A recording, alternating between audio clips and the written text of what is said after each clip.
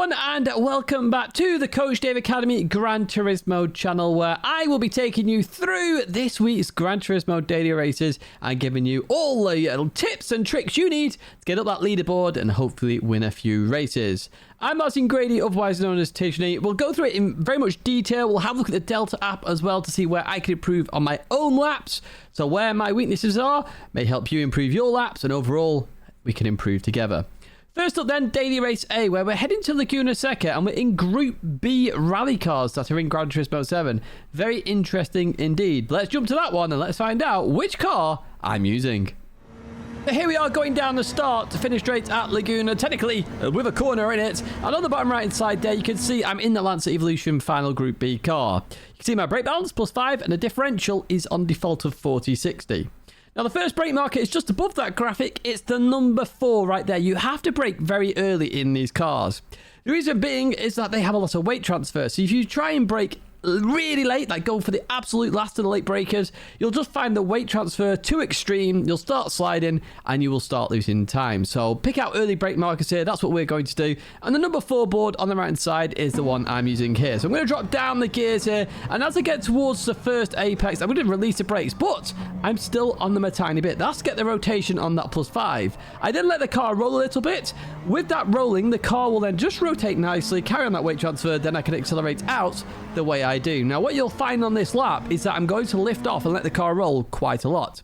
We get to this point here, okay, and we've got 2 brake markers. We've got the start of the curb and the 2 board. You need to brake in the middle of these. Once again, it's an early brake marker. If you brake closer to the 2, be careful, you might start sliding. And what you'll find as well, because we're slightly turning, you might not necessarily want to brake 100%. Braking a little bit less than 100% to avoid weight transfer and allow a little bit of steering in there as well. Let's see what I do then when I go into this corner. Okay, so we're going to hit the brakes. Notice there, not 100%. Nearly. I got to about 90 there, then I release the brakes. I let the car roll. I get near the sausage, then I accelerate. Notice I'm in 4th gear as well. We will talk about gearing in a second, because a few of these corners you'll be like, why are you so high in the gears? There is a very good reason for this. Next up then, we have the 2 board on the left hand side. This is our next brake marker. Now, what you're going to do here is you're going to dab the brakes, and this one, you're going to let the car roll. Just let the car turn in. You don't want to force the car to oversteer or drift on this corner, because what's going to happen on the exit, you just slide off. So what you're going to do is you're going to hit the brakes, and then lift off the brakes as you turn in, and let the car roll a little bit. Then, when you know you're going to make it around the corner and you'll see the car just move slightly, that's when you can start accelerating. Watch what I do now. So I've hit the brakes, I then release the brakes, I let the car roll. I get towards the sausage. Notice there the car's rotated nicely. I can then accelerate through. Now, if you go onto the dirt, don't worry too much, because it's a rally car. Guess what? It works great in the dirt. You can just accelerate through that, not a problem. Just don't turn too much if you do that, because you'll end up spinning out. Our next brake marker then is the 3 board. We're braking just before that. You can see I've just hit the brakes at this moment. Now, this corner you're going to do very differently than you would do in Group 4 or Group 3. Let me explain. Now, normally you would turn in and try and get the maximum on the camber, but if you do that in this car, what's going to happen is you're going to just over-rotate the car. So I want you to follow this curb for a little bit longer and aim for a later apex. That is the critical part of this corner. Watch what I do right now as I go onto the brakes. We'll follow this curb all the way down. Then we start to release the brakes, and then we'll let the car turn in. Avoid the sausage. We go past the sausage. Again, we know we can accelerate now because the car's not oversteering. It's turned nicely. We can continue on through, and we're going to head up towards the kink. And this is where we're going to start talking about gears, because gears are very critical in Group B. So first off, the brake markers. You've got the 3 and the end of the shadow there that I've highlighted.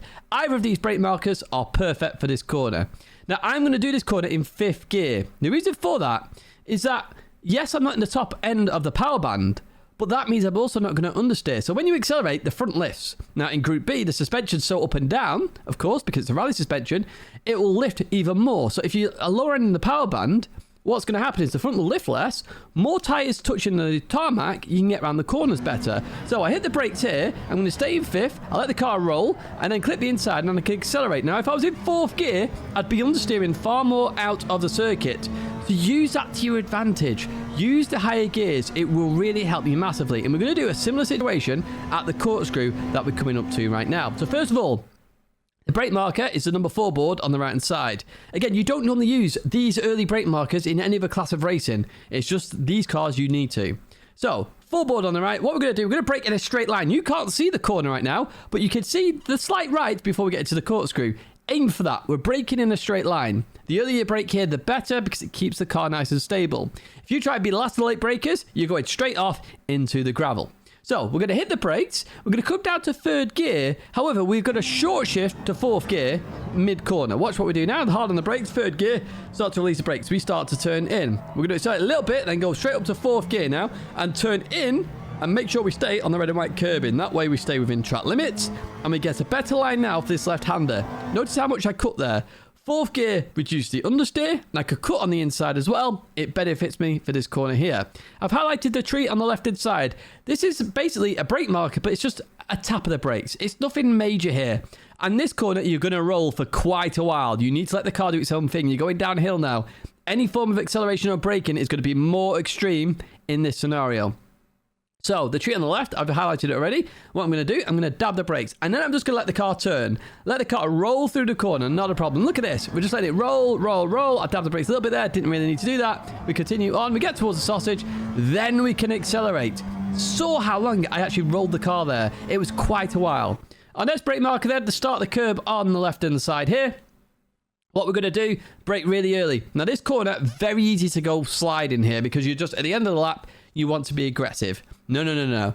Hit the brakes early, get the car turned in, but don't turn in too early this time because it's cambered and you'll touch the sausage on the inside and it'll shut your car up a little bit. So you do have to be careful. You're still braking early though. Start of the curb on the left before the two board, you're going to hit the brakes. I've just hit the brakes right now. You can see the brake lights right there.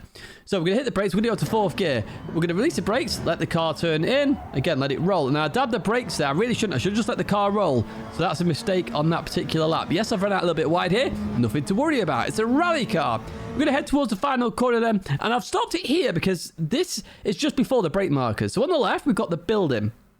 Literally, as that building leaves the screen, that's when we're going to brake. You could try and use a 3 board, which is why I've highlighted it. It's just a bit too late in my opinion. I tried for a while and I was just going way too deep for this corner.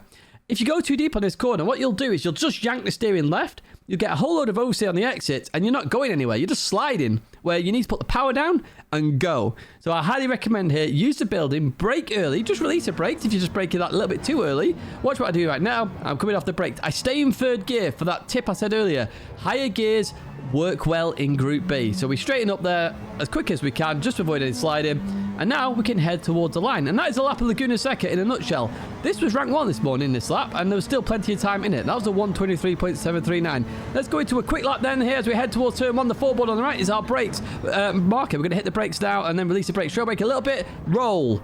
Get the car turned, then accelerate. Don't accelerate too early here. Accelerate out the corner, over towards the left side. Start the curb, and before the 2, we hit the brakes. Again, let the car roll. After the sausage, we accelerate. Next brake marker is just after the 2. We're going to hit the brakes. Again, let the car roll. Do its own thing. After the sausage, we accelerate. Notice a theme going on here at Laguna Seca. It's always at the sausage as our accelerated marker. 3 boards. Stay on the curb for that bit longer than normal here. Then release the brakes. Let the car roll. 4th gear, exits. We're going to head up to the next corner. Remember, don't drop a gear for this corner. We're using the 3 board or the end of the shadow. We're going to hit the brakes here, release the brakes, let the car turn in, accelerate through the corner. 5th gear, critical for that corner. We're going to head up towards the corkscrew. 4 board on the right side. Where is it? There it is. Hit the brakes. We're going to drop to 3rd gear initially, then we'll release the brakes. We accelerate a little bit up to 4th gear, cut the inside quite a lot there as best as you can, over towards the right hand side. Tree on the left, dab the brakes. Now let the car roll, roll, roll, past the sausage, off we go, over towards the left edge, start to the curb, hit the brakes, 4th gear. Don't turn in too early for this one, just be careful on the exit. Over towards the right hand side, end of the building on the left. That's our brake marker. Hit the brakes. 3rd gear. Stay in 3rd gear. Release the brakes.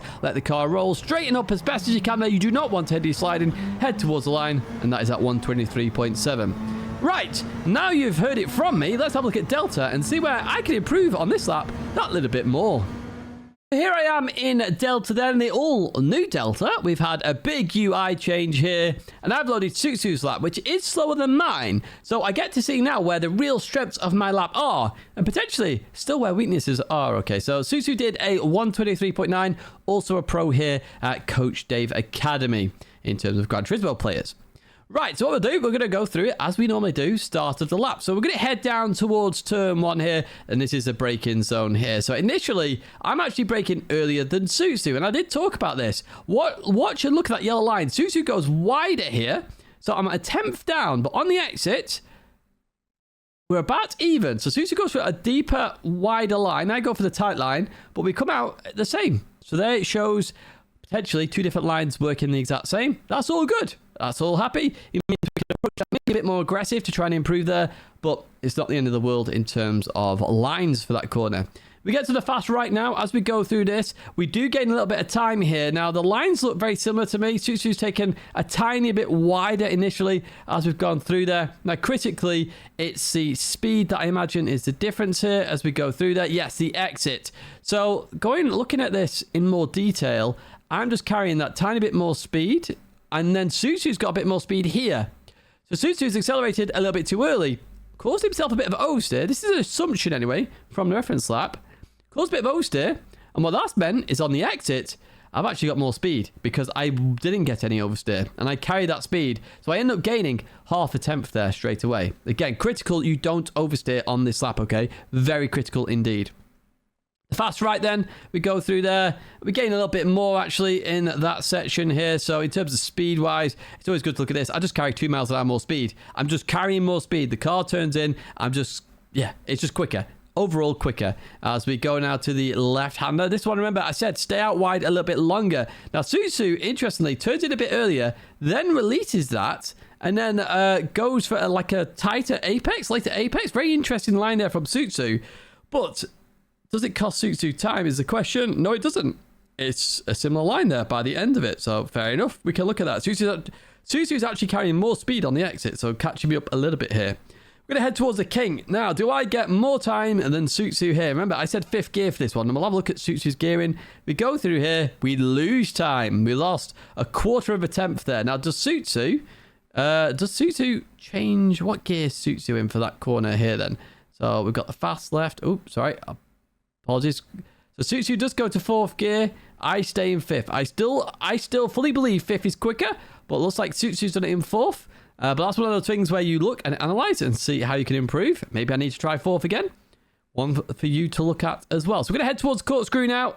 We're going to go on the brakes here. Suzu brakes later than me for sure. But look at the yellow line there, the yellow dotted line. Because Suzu broke that a little bit later, goes a little bit deeper. And that means on the exit, Suzu's wider than me. So going into this corner, I'm 1 1/4 tenth up on Suzu. We get to this point here.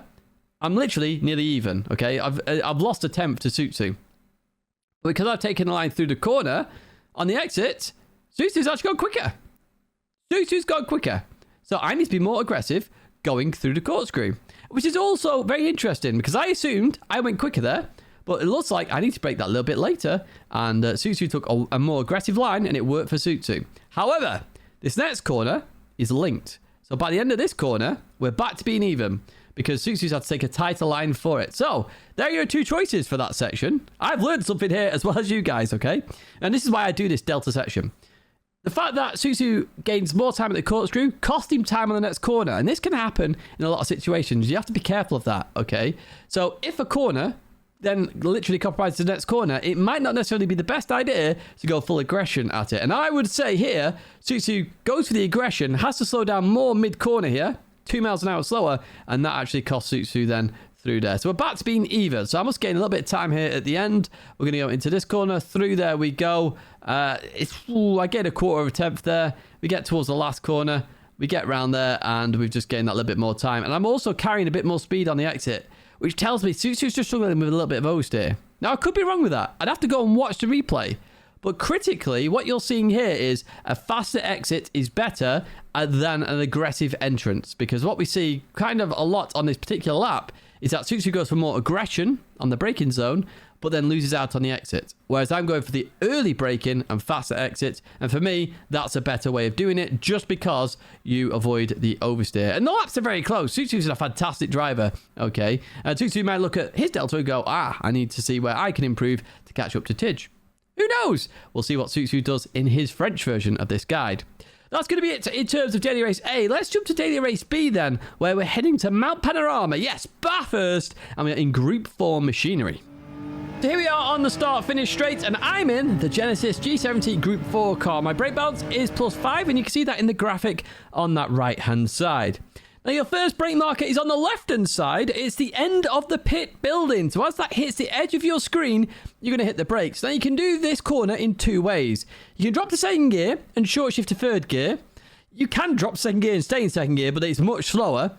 Or you can try and do it in third gear, which has a little bit more understeer. However, you do carry a bit more speed. So I have got more preference to just the third gear because I just want to get out of this corner as quick as I can with as much speed as I can. It's a long acceleration period.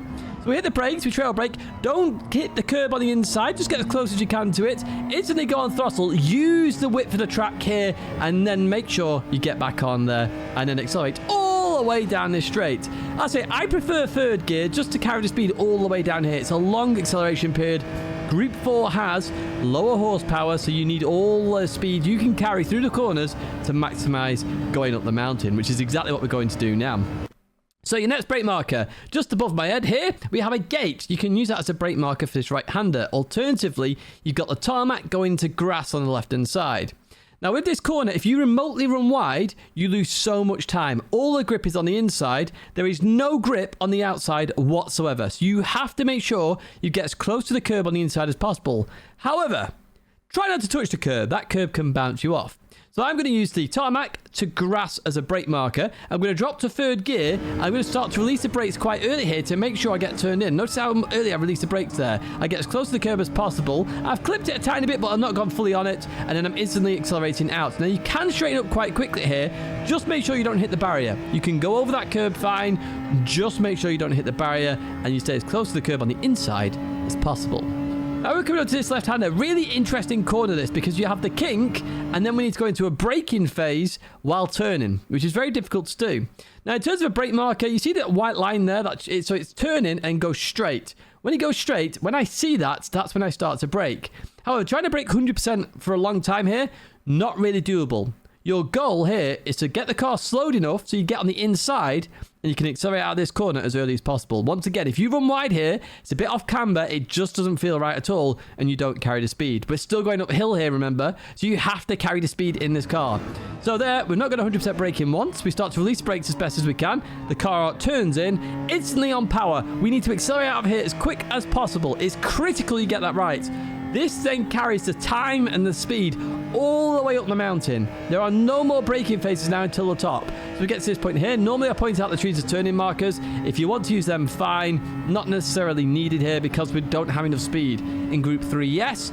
In Group 4, which we're in right now, no. So we're just going over a hill here. We're going to go down and then back up again. So we're going to go down here. We're going to go towards the right-hand side. You may want to short shift to fifth like I do there, or do a slight lift, entirely your choice. Definitely clip the curb on the inside, then head over towards the right-hand side. Now, this is where it gets critical now, okay? Because for you, when you're driving, you feel like, I can do this flat, no problem. But in Gran Turismo, when you accelerate, the car lifts up, doesn't it? And it does in real life, but it's extreme in Gran Turismo. So if you do that as you go over this hill, the car's going to take off. Don't do it. So the start of the curb here is your lift-off marker. Lift off. Let the car's front end just come down a little bit, which means the weight then stays balanced and the car will stay balanced. Now, the closer to the curb you do this, the more risk you have of doing a wheelie. So watch what happens when we go through here. So we lift off. There, we get a little bit unstable, but we just did it in time. But the car turns in because the front end is stuck to the ground. If the car's front end lifts, it doesn't turn. You understeer off into the gravel. Very critical you get that right. It's a lift-off marker, and you need to lift off for that corner.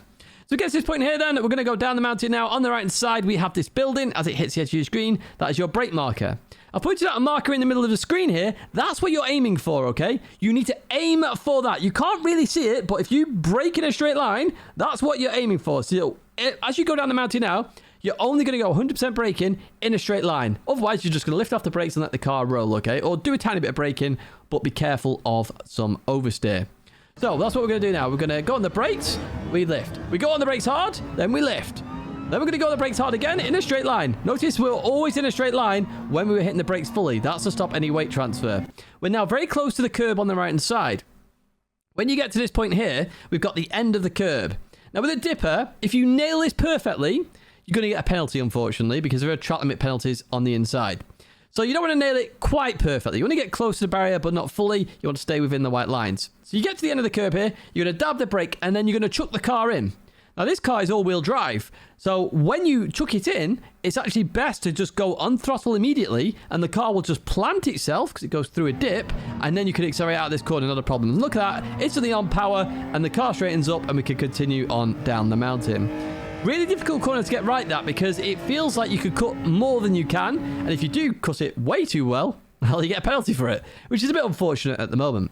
So we'll get towards Forest Elbow now. On the right side, we've got the black into white on the barrier. This is a lift-off marker. Now, the goal here is to get Forest Elbow right. We need to set the car up. So if you go full on 100% acceleration into this corner, you've got to understeer into the barrier and crash. And if you get very close to the barrier anyway, you have a very tight Forest Elbow, which you don't want. Long acceleration period coming up. It's the back straight now. So what you want to do here, you want to lift off, get the car turned as close to the barrier as possible, like I've done there. I down the brake a little bit, but now I go hard on the brakes in a straight line. Downhill, brake in a straight line. Release the brakes now. I stay in third gear for this. You can drop to second, but third gear is better in my opinion. You're going downhill as well. You'll get into the power band really quickly, and it's more stable. So stay in third gear is my advice there. We then get out to this straight, and that's why it's critical to get Forest Elbow right. Look how long this straight is. If you take a tight line through Forest Elbow, you don't carry the speed on the exit. But if you just, compromise the slight right into the left, you get the left bang on, you get better times. Very critical there. Pick and choose the corners that you need to prioritize in order to get the best lap time. And it's always the corners with long straights after it. We get to the left-hander here now. On the right-hand side, we've just got past the 150 board. We have this billboard. It's got a white S and then a red S. This is a great brake marker. This is last of the late breakers. It's just before the 100 board as well in the distance. I want you to brake in a straight line all the way down to third gear. Now, when you get towards third gear, I want you to start releasing the brakes quite quickly and turn in. But I don't want you to mount the curb. I want you to avoid the curb at all costs, because if you touch the curb, it'll bounce you off into the gravel and ruin your lap. You're 2 minutes into the lap, basically. So this is what we're going to do. We drop to third gear now. We're going to instantly release. Notice how quick I released the brakes there. Now, I'm going to slightly tap the curb. That was just about on the edge. But if you go any further on the curb, you're going to have issues. Instantly go on throttle low when you get close to that curb. That forces some understeer and it should hopefully help you avoid that curb. I'm going to head towards the final corner then, and this brake marker I'm going to use for the final corner is a brake marker I use in every single racing game. It doesn't matter what game it is, it's always there. The big tree on the right hand side.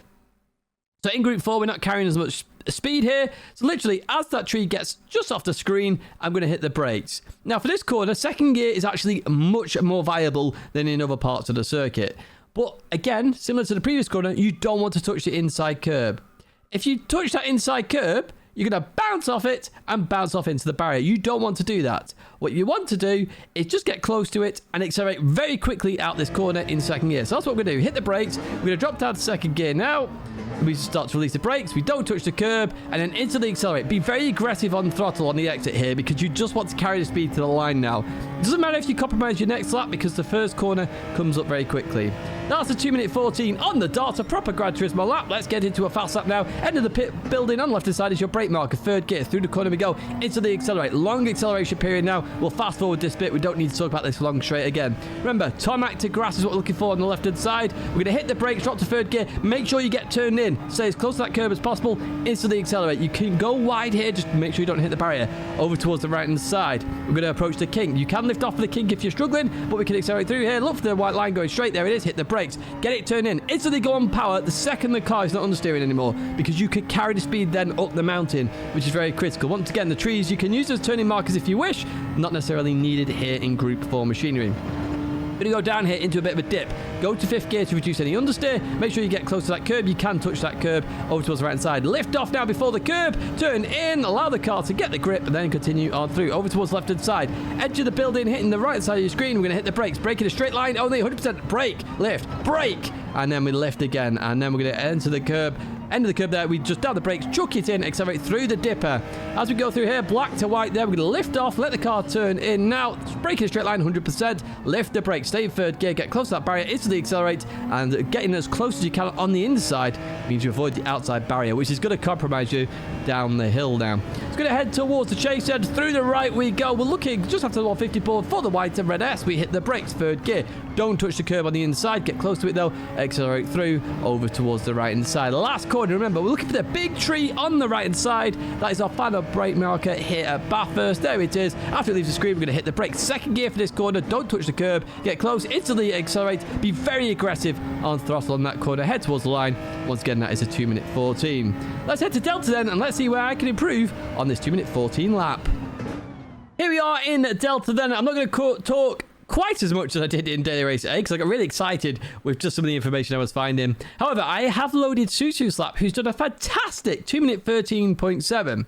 Now, that is a lap time I did here last time I was at Mount Panorama in Group 4. So I want to see where I've lost some time against Susu to see where I can improve. So let's zoom out a little bit on the lap here and just get an idea of corners. There we go. And let's start the lap then as we head towards turn number 1. So we're going to hit the brakes here as we go into here. And we're already straight away up on the lap time here as we go into here. So Susu's had a bad start to the lap. As we go through turn 1 on the exit, we're 1.5 tenths up. So we just do this corner far better than Susu. We carry so much more speed through the corner. And on the exit, Susu's got a tiny bit more, but because I carried more speed through the entrance and we hit that brick wall of air quicker, the time is lost there. So we're actually up on Susu there. Interestingly, does Susu drop a gear? Susu does drop a gear to second. This is where I said third is vital for this corner. Definitely do third gear for turn number 1. Honestly, it's my top tip for Mount Panorama. Right, let's head down up the mountain then. It's not down the mountain. We're going up it first of all. We get to this point here. We're a 10th up.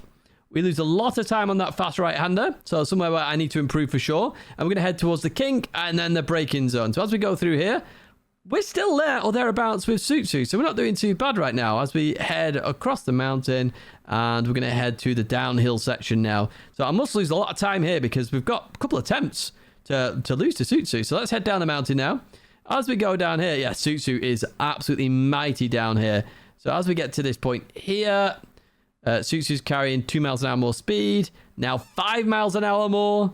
As we get to this point here, it's then got a bit even. So Susu gains a lot there in the middle part of that braking. Remember, that's the downhill. So we go hard on the brakes as we go right. Then hard on the brakes, we go left. Hard on the brakes, then we go right. So in the second one there, where we go left, Susu is just carrying that much more speed.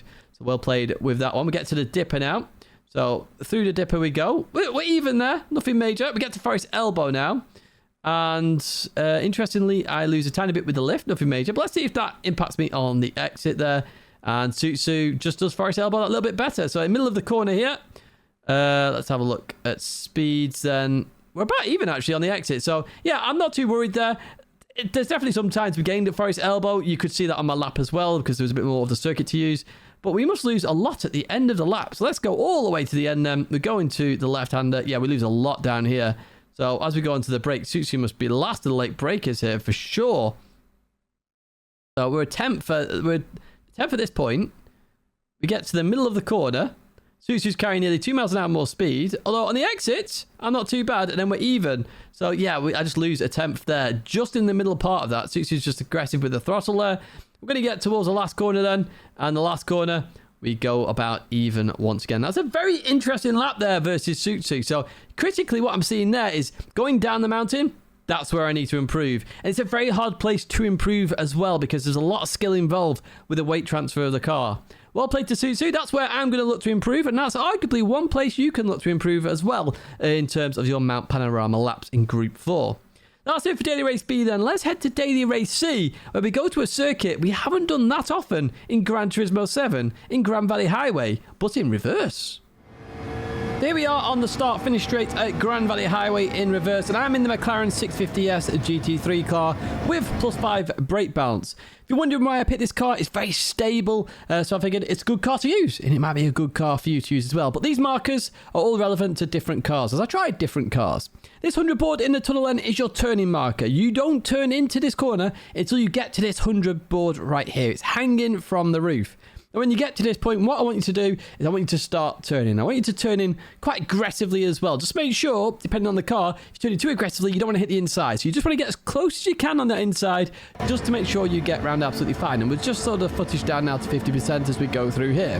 Now, as you come out of here, don't understeer. So if you're going to understeer off, just lift off a tiny bit. It's absolutely fine. If you go over that white line, you are going to get a track limit penalty. Through the left we go then. We're going to head towards that right-hand side. I'm going to stop it here because we have two markers, the 400 and the 300 board. Where you brake in between these markers is entirely dependent on your car. The McLaren is very good on the brakes, so I'm going to brake closer to 300. A BMW M6, which I tried this morning, you have to brake closer to the 400 just because it's a little bit worse on the brakes. So pick and choose where in those two markers you brake, but they're the markers you use. It's better as well here to brake early because you want to attack the first part of the chicane in order to make sure you don't cut the second part. Let me explain. So we go hard on the brakes right now. I'm going to release the brakes at this moment. I just want to turn the car in, okay? I'm going to then brake a little bit more for this right-hander. If you hit any of these bollards, you're going to get a track limit penalty, so you do have to be careful. Notice here, I've accelerated out of that second part of the chicane. We're about to enter the tunnel. So two markers here. You've got the one on the left, which you could use, which is the start of the tunnel, essentially. Or the one on the right, which is the last gap in the tunnel before it goes to a hard surface as you go around the corner. Now, what you're going to do here is trail brake. It's not 100% braking. It's just trail braking. It's gradually slowing the car down. We're going downhill as well. We just want to keep the car in a nice, tight line. It's essentially, you're just going back on yourself. So you have to keep it nice and tight. It's not a wide line in. Keep it nice and tight. You'll be absolutely fine. So notice the trail brake, trail brake, trail brake. We'll trail brake a little bit more, and then we let the car roll. Now, we've got on power a little bit early, but that's because I'm trying to be aggressive here. However, these gaps in the tunnel on the right-hand side, so we went from a hard surface back to gaps. The first one is what I use as an accelerated marker. Now, in some cars, you will not go to 100% in terms of acceleration straight away. You'll just spin the car. Others, you can go 100% throttle. What I would advise most of you to do initially is go 50%, then 100% once the car is settled. What you are going to see here, as you go around here, you'll just see it dip a little bit. When it dips, that's when you can go 100%. And there it is as we continue on through. Very hard to see on video, more obvious when you're driving. And you'll start to feel that as you go forward. We're on the bridge now, so we've done arguably the most complex part of this circuit. But it doesn't get much easier after this point. So this is the end of set 1. Arguably not my best set 1 by any stretch of the imagination. I've had a 0.7 here, and I'm in the 0.9s right now. So we get to this point here. Okay, we've got the 200 board, and we've got the arm coat going into whatever material that is on the left-hand side. These are your brake markers. Now, I've talked about this before in previous guides. It's not a case of braking in a straight line now. You need to brake diagonally, which technically is still a straight line. So I want you to point towards the corner and then go hard on the brakes. Now, as you get towards the corner, I want you to then start to release the brakes. Allow the car to just have that little bit of speed to use the downforce on it. Remember, Group 3 does have good downforce. So that's what I've done here. I turn towards the corner. I get closer to it. I start to release the brakes. Now, I'm looking to slow the car a little bit here. I want to maintain 70 miles an hour. That is critical for this. Now, I've highlighted the marshals here with the water barrels on the left-hand side. I assume that's what they are. This is your accelerated marker. You're probably going, Tidge, why are you accelerating at this moment in time? We've got another corner coming up. Yes, but we just want to carry a bit of speed into the next corner just to make sure we're maximizing our lap time. So, here we have the marshals. We're going to start accelerating, and we want to stay towards the left-hand side of the circuit as well, which is why you've carried the speed. You've come in here at a weird angle, but the angle works. So we're going to keep towards the left-hand side. We're going to accelerate now towards the next marshals with water barrels. Now, these marshals are your brake marker. I want you to trail brake for this right-hander. Now, I don't want you to turn in too early, too quickly here, because it's very easy to turn in sharply now, get really on the inside, and struggle on the exit, because a tight line here, it just goes over a little bit of a crest, and you'll just get a load of oversteer, and you don't want that. It's better to just trail brake a little bit, let the car roll, and as it tightens, then start to accelerate, because you've taken a wider line in, the apex is going to be later for you. That's what I advise, and we're going to show that now as we go through here. So there we go, look at that. We're in the middle of the track, still not close to the apex, still not close, and look at this. We've just got on power now as we've got close to the white line, but at the same time, these marshals have appeared with more water barrels. It's great, this, isn't it? You've got all these markers in this section, which will really help improve your lap. So when you see these, okay, they just appear on the screen. You're not at them, they just appear. Start to accelerate. Now, you may want to come off throttle here if you've gone 100%, just to make sure the car doesn't get any oversteer on the exit. Notice there, it's uphill. So as you do that, the car's just going to lift slightly. The rear's going to want to step out. So you may want to just come off the throttle just a teeny tiny bit. And that's what I do there. Then I'm going to go 100% throttle again. And we can use a little bit of the exit there, just over the white line, just making sure 2 wheels go over and not all 4. We're going to head towards this right-hander. Now, this right-hander is an interesting corner because so many people attack this corner, and you don't want to attack this corner. This is a corner where you want to actually go slower than you realise. So I brake at the 200 board here. I advise you do the same and make sure you just brake early. If that's a little bit too late, just brake early. It's absolutely fine. Overslow the car for this corner. Now you want to keep it nice and tight for this right hander, like really tight, because it's all about the next part of the track where you gain all the time back. Yes, you might lose a tenth initially just because you're going slow here, but you might gain 2, 3, 4, 5 tenths because you do it the next part of the track much, much better. Look how tight we keep it here. We're going to stay to the right hand side now, and then we go towards the left. We're going to cut a little bit of this inside. We lift off a little bit there. We didn't need to. Now we use it all the width of the circuit, and now we're going to turn back in. Now, as we turn back in here, we cut quite a lot of the circuit, making sure we stay 2 wheels inside that white line, because that is where the track limits are on this circuit. And then next up, you've got this concrete barrier. I don't use this. I'm pointing this out as a marker for you. Because as I get to this point, I always just dab the brakes and chuck the car in. And that's what I want you to do here. Dab the brakes, go right. What I want you to do then is cut the inside of the circuit, making sure 2 wheels stay inside that white line. But what will happen is the corner's slightly cambered, so the car will just sit in it, and then it opens up. So you can just carry the speed through there using the downforce of Group 3. And look at what I do there. I just dab the brakes, chuck it in. It now settles itself in this cambered section. Now I can accelerate up the hill. That is where a lot of time is gained, as long as you get that combination right. And it all starts with that first corner braking at the 200. Just braking nice and early. We get to this point here then, we've got Armco into the stone wall on the right hand side. This is my brake marker. This is another corner, but you have to think about the exit more than the entrance. Let me explain. So as you go on the brakes here, you're going to stay towards the outside of the circuit.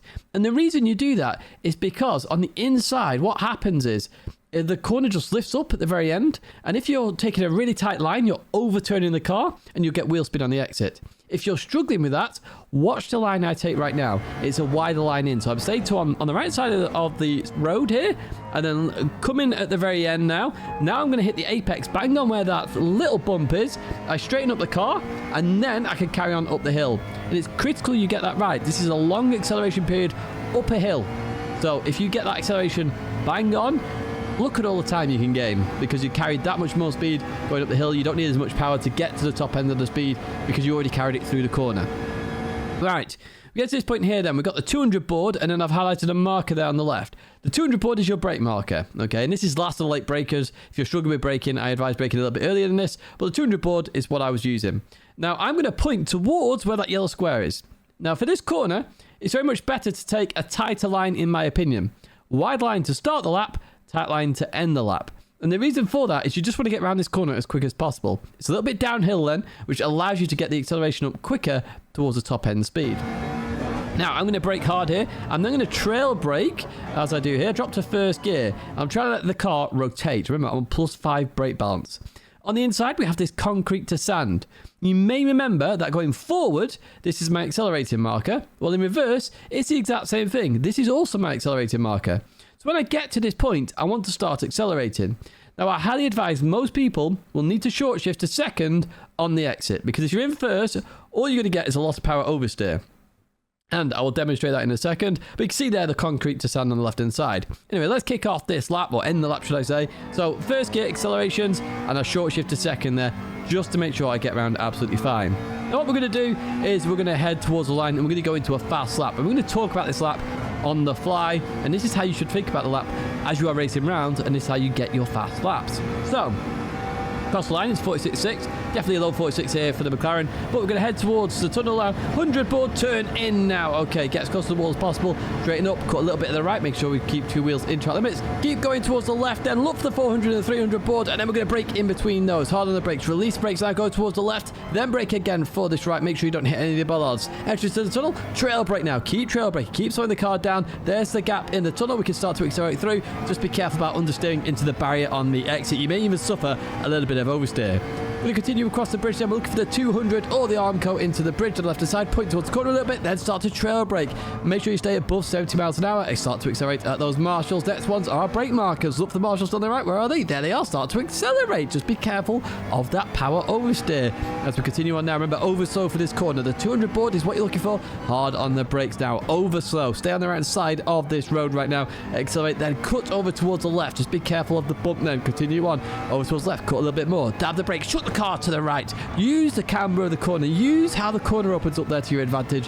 Head over towards the right hand side then. Looking for the arm coat into stone wall. There it is. We can hit the brake. Stay towards the right. Go for a late apex. Turn in now. Straighten up as you go over that big old bump. And continue on up the hill here then.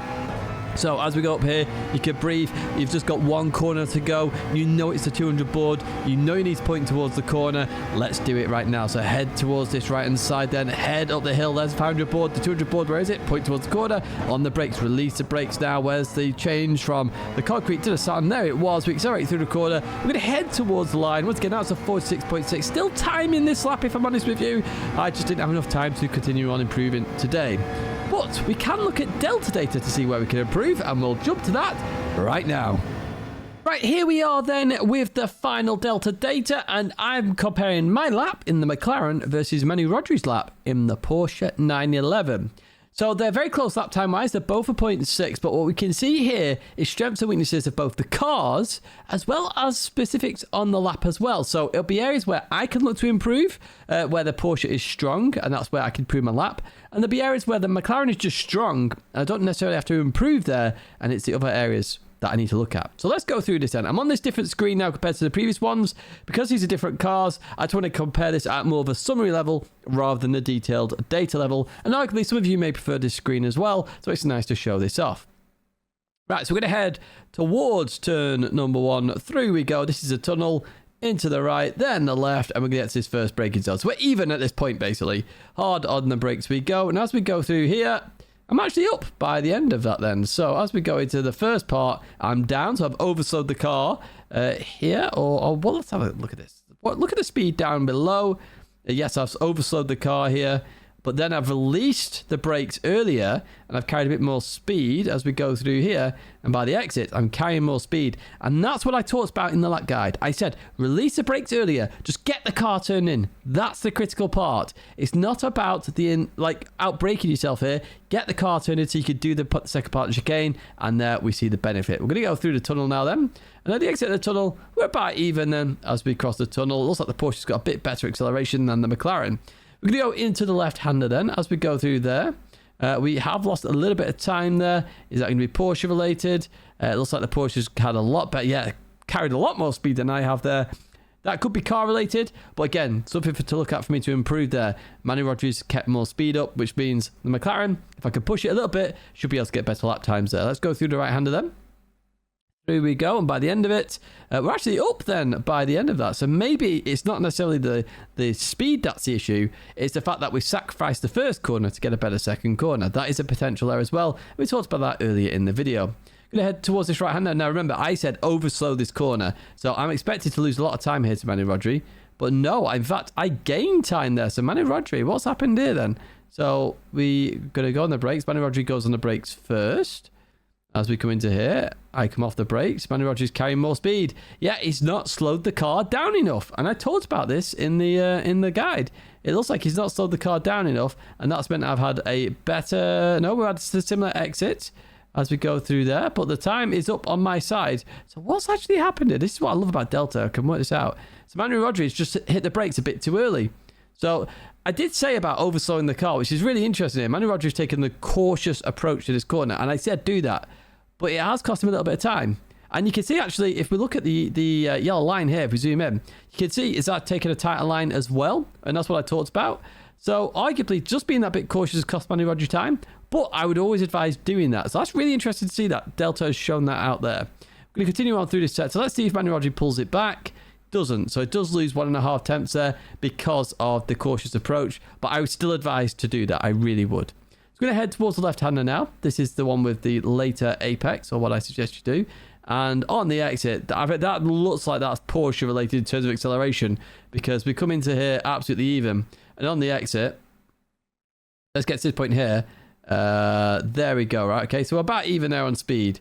I'm on 100% throttle. Manu Rodri's not. I have about even now, yeah. So this is just car related. Look at the difference there. The Porsche has such good acceleration, and that cost me a little bit of time there. So the Porsche looking like a very strong car indeed. Going into the braking zone though, the McLaren's got a better top end, so we are gradually catching up to the Porsche as we go into the final corner. The Mad Rodri takes a wider line into here. That's very interesting indeed. I think that's a slower line, and it looks like it is because I actually get the better lap at the end. Really interested to see that the cautious corner, which is further back here, where is it? It's not there, not there. Here it is. So this corner here, Mad Rodri just takes a cautious approach. Cost him a tenth of a second, but I would still advise it. I really would. Really interested to see that Delta has really picked that out. Very nice to see. And this is why I love using Delta. I can't express it enough. It's a great app. It really is. It's just been redesigned as well, so we can look at this in more detail, different ways to look at the data as well. Absolutely fantastic stuff. That is this week's race guides done in a nutshell. This is the Christmas daily races for this week, and I do hope you have a fantastic Christmas. I've been Marty Grady, otherwise known as Tishney. I do hope you have enjoyed this video and you are subscribed to the channel to stay in touch with all these detailed guides that I will bring to you every single week here on the Coach Dave Academy Gran Turismo channel. Once again, a big thank you for watching, a big thank you for the support, and we hope to see you in the next video guide very soon.